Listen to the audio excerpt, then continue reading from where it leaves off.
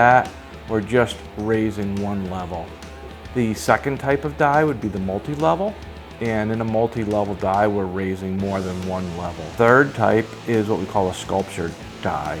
And with a sculptured die, there's no distinct levels. It's really like a sculptured piece. The single level and multi-level dies, the pricing on those is based on the square inches, the size of it.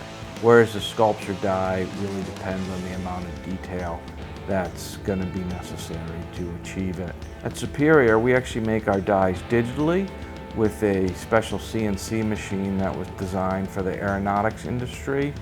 And we have some unique software that will take a graphic image, and our pre-press operator will assign different tool paths for the different shapes and depths that it's cutting.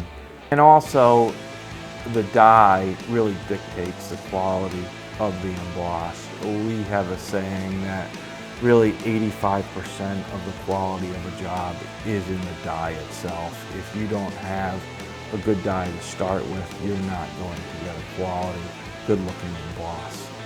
One of the factors that makes a good emboss is the amount of depth we can get out of it, and we do have to limit that depth, because keep in mind we're hitting a thin piece of paper with thousands of pounds of pressure, and if we hit it too hard or go too deep with it, it's going to then just fracture the paper. So there are a couple factors that come into play when determining the depth of the die.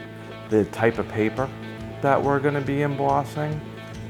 Uncoated sheets emboss better than coated sheets. Coated sheets have a hard clay coating on them, and that will fracture if we go too deep with it.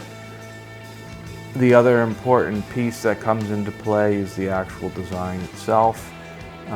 Small type with serifs, we can't go as deep with that because that will tend to be too sharp with it.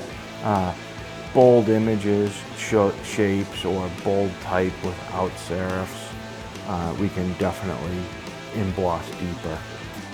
The other thing as far as the depth goes with it, what we control a little bit is the shape of the emboss.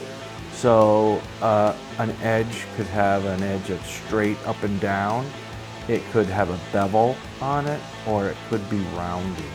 So a beveled edge or a rounded edge, we can achieve more depth with that, whereas an edge that is just straight up and down tends to act more like a knife and will cut through the paper.